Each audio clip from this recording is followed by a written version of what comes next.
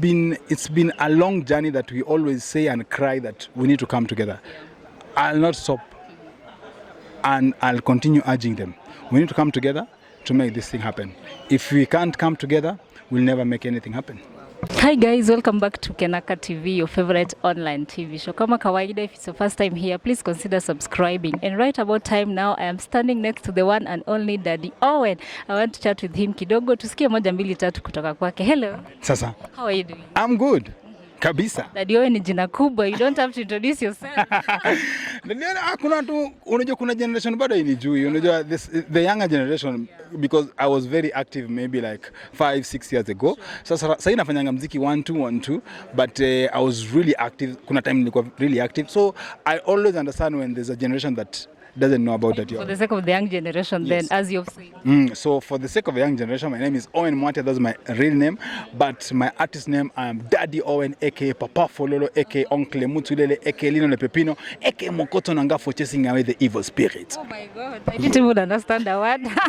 Is that French or Congo? So many AKAs, but lakini zote ziko na maana. Okay. So first of all, we are here because of our Kenyan industry. Maybe you as an artist, maybe what maybe why are you here in the first place? For me, I'm here number one as a Kenyan artist. Of course, I always say the worst thing that we normally do as Kenyan artists is we're always active on social media. We are keyboard warriors, very active on social media, saying this. But when something is very important, like a meeting, or when there's a press conference, or where we should be in the mix to air out our real views, we are never there to be seen. So when policies are being changed, when constitutions are being written, we normally get something that has already happened just because we were not keen to go and make sure we participate in a forum that is very important for our future. So today I was here because I'm a musician, to make sure that everything that is happening, I'm involved, I know what is happening. If there's change, if there is stalemate, if there's status quo, I'm part of it to know where we can change and how we can improve and make it better even for the younger musicians. We have a new CS on the Youth Affairs docket. Maybe how do you feel about it, Honorable Ababu Namwamba?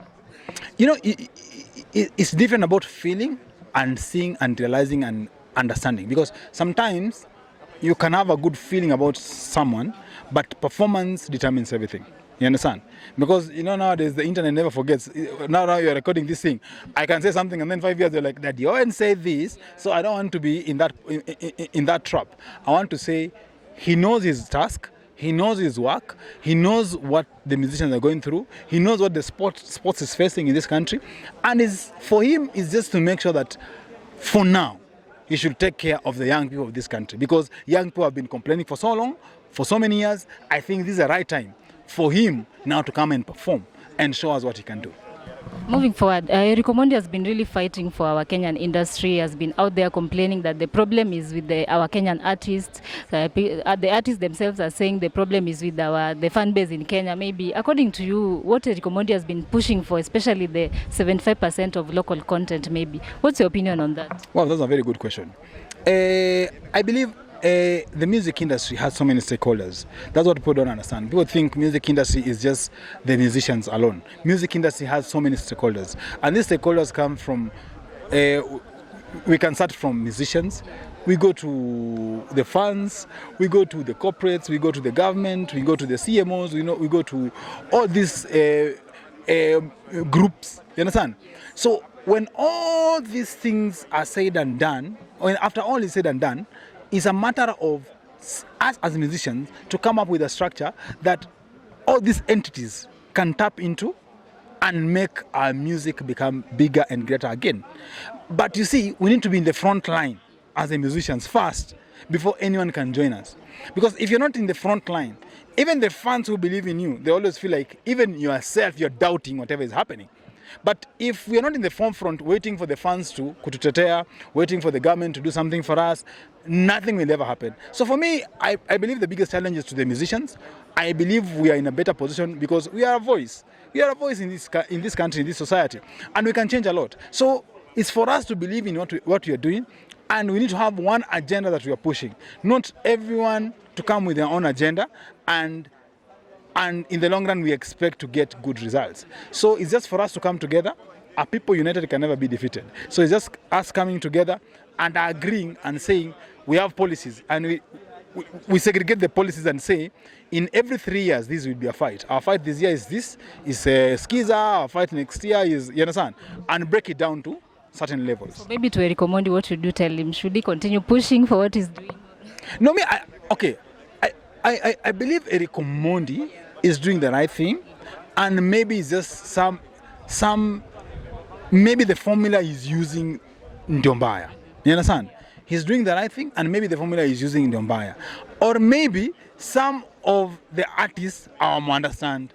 You understand? So if we're all for the same cause, why can't we sit down even with the Recommend, all of us, and hear what he's saying? Because sometimes kuna wale understand, kuna wale understand. So if people don't understand him, of course they'll fight him. Or those who understand him, of course they'll support him. So at the end of the day, it's more of, for me, in my opinion, whatever he's doing is right. But I think maybe the formula that he's using is more of, he needs to pull in other stakeholders so that it looks like all the musicians are part of it.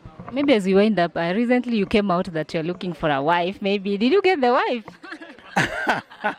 No, I don't have a wife. Niko tu single, and sijapata bado.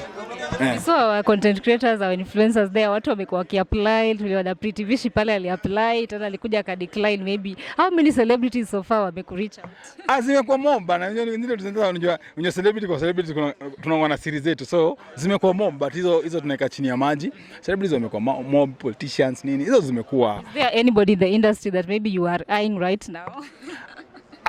Not really. Right now, I'm still very busy. I'm doing so many things, and I'm still very, very busy to a level whereby I don't think I can even concentrate for any relationship right now. Yeah. Kenyans were saying your definition for your material represents a girl in the village, yet you are in the city, baby. What would you say? No, it's preference, man. You understand? The people who prefer ladies who look like this. So I just said what I would prefer, and I didn't say that I'm looking for one now. I didn't say I'm looking for one now. I said when I'll be ready. This is a certain kind of a lady that I'll be looking for. So right now you're not ready? No, I'm not ready. To all the single ladies out there, speak to them. I can just tell them. Those who want to apply. No, right now there are so many men out there. There's someone in your, of course, in your close proximity. Kuna mtu anakati yanga. Mpe nafasi. Yeah. One last word to our Kenyan artists as we complete. One last word I just say, it's been a long journey that we always say and cry that we need to come together. I'll not stop, and I'll continue urging them. We need to come together to make this thing happen. If we can't come together, we'll never make anything happen. Yeah. Thank you so much for your time. I really appreciate it. You're welcome anytime. Wow. Thank you guys for watching. Bye bye.